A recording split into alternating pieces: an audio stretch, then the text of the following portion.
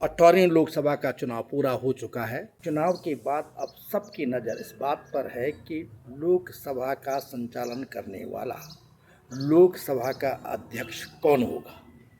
इसको लेकर के बराबर अटकलें लगाई जा रही है और यह स्वाभाविक भी है, क्योंकि 24 जून से संसद की कार्यवाही शुरू होनी है। यह 18वीं लोकसभा का पहला सत्र होगा।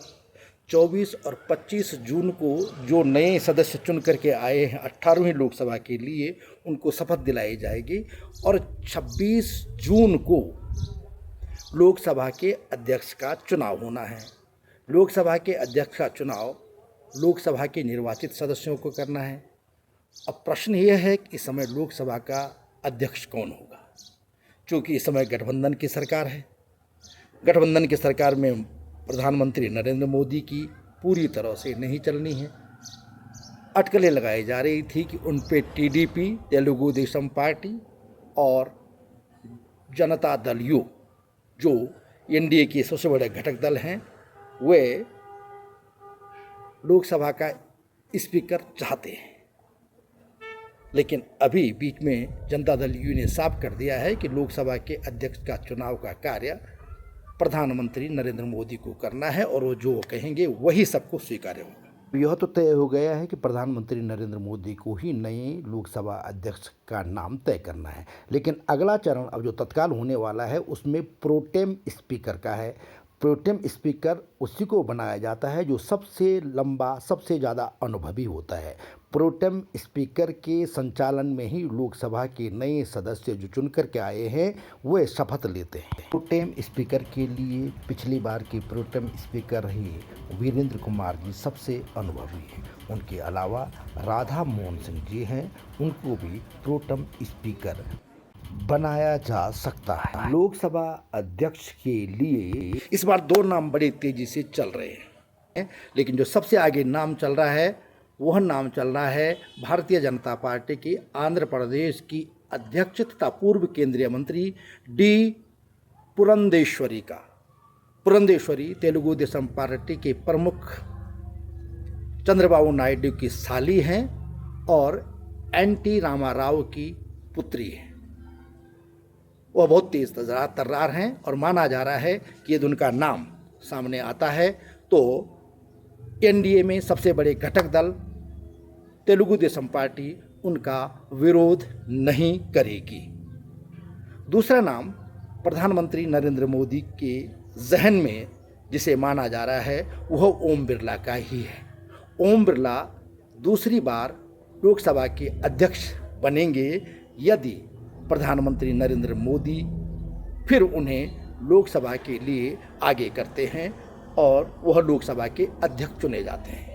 वह उनके लिए तुरुप का पत्ता है, और तुरुप का पत्ता इसलिए है क्योंकि यह कार्यशैली में भी प्रधानमंत्री के आते हैं। प्रधानमंत्री ऐसे ही काम करते हैं, उनकी कार्यशैली ये है कि वो आखिर में नाम लेते हैं। यही तो उनकी कार्यशैली में यह फिट बैठ रहे हैं कि संभव है कि मोदी इस बार फिर ओम बिरला को आगे करें। ओम बिरला कोटा से तीसरी बार चुनाव जीते हैं।